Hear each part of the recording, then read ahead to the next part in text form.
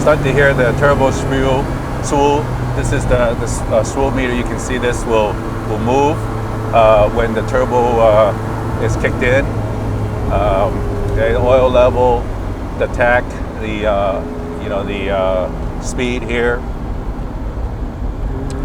Here you got the engine temperature, oil temperature.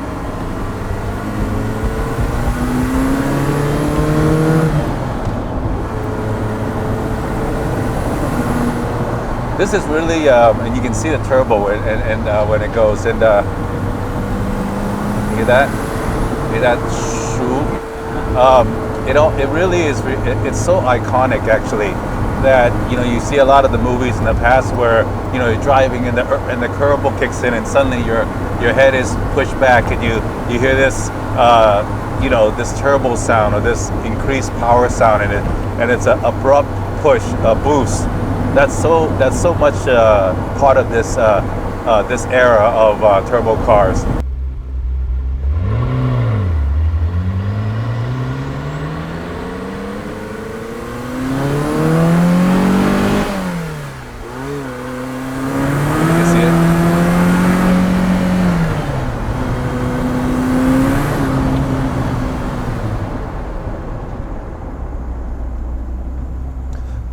You got the this is the temperature, right, at the defroster and the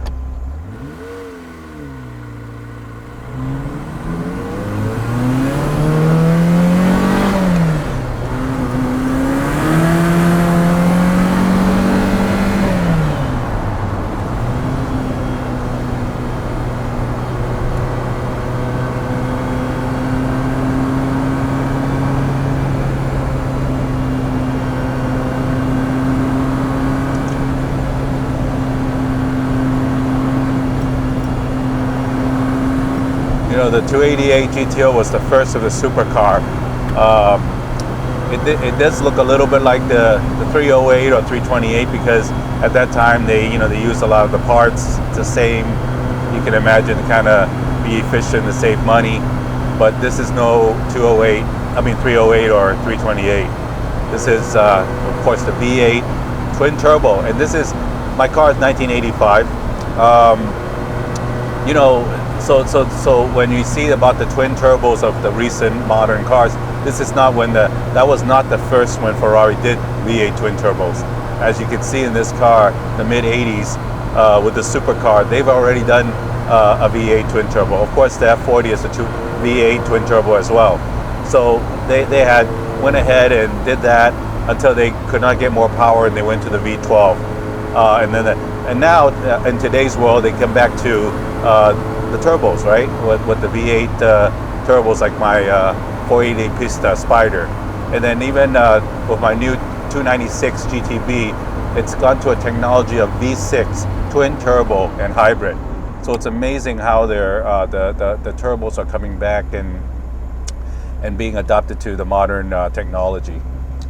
Of course, here's this is the air. This is the temperature for the vents up here and here. Okay, this is the ash lighter, the cigarette lighter, the windows.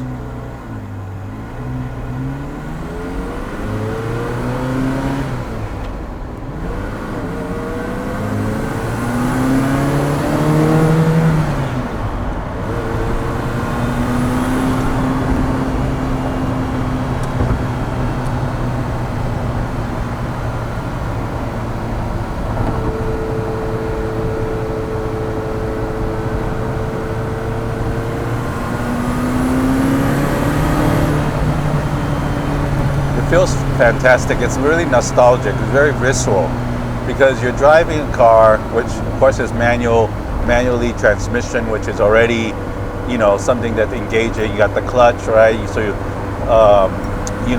it's not by computers helping you change the gears. It's by you. If you want this gear to go more higher RPM, let's say the computer normally would have changed for you at 3,500 RPMs. Well, I wanna take it to 5,000 RPMs. I can have the option to do that. It's all within your control. all the gauges matter. If the engine is getting too hot, if the oil temperature is too hot, if got a little swirly there. See, that's what you can do with these cars.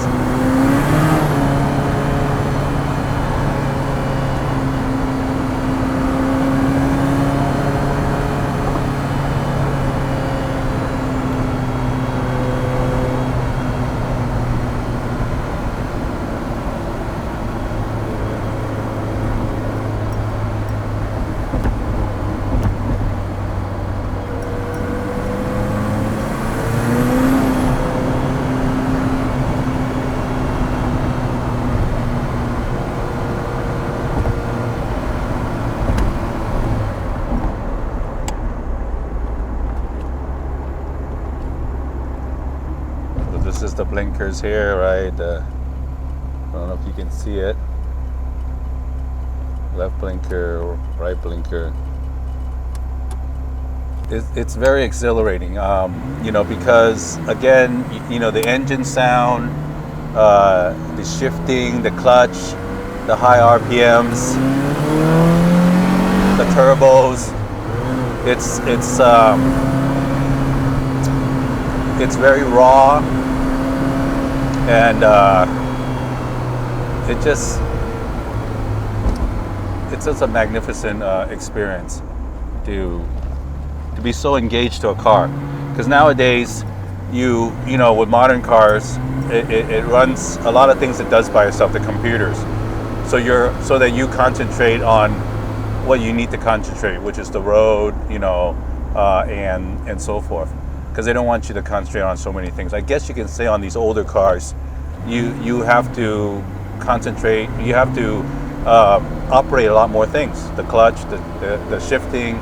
Then, you know, you got the steering and the acceleration, the fuel input, and then the road. So you're having to navigate a lot of things. And certainly in racing, in order to make everything go faster, you know, you have to have special techniques to shift gears, you know, heel and toe and double shifting and all that kind of stuff, which you're manually doing in order to operate the car in the fastest way. New cars, you don't have to do that. You don't have to think about that. You again just concentrate on your steering, your gas input, the shifting is F1 or paddle shift, where it's just a lot of the clutch work and the fuel bleeping and everything is all automatic and changing gears instantaneously. So so what I'm saying is you don't get to do all those things. When you don't get to do all those things, you're, as an enthusiast, as somebody who's just enjoying the car, enjoying the driving experience, you're going to miss out on that, because that's about performance. And sometimes driving is not about performance. It's just the visual feeling of the car, you know, and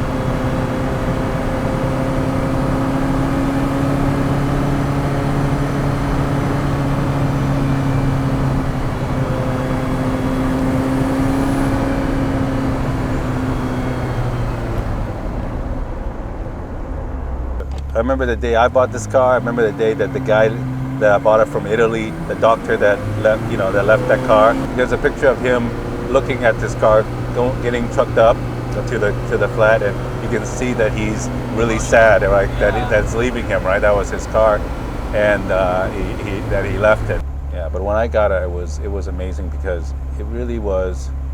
By that time, my first of my collection car was an Enzo, then it was F50, and then it was F40, and then I got this 288. I was able to finally locate it and get it, and by that time, it was the fourth of my big five. The LaFerrari hasn't even come out yet, and it seemed like it really. I had this amazing feeling of achieving my high school dream car.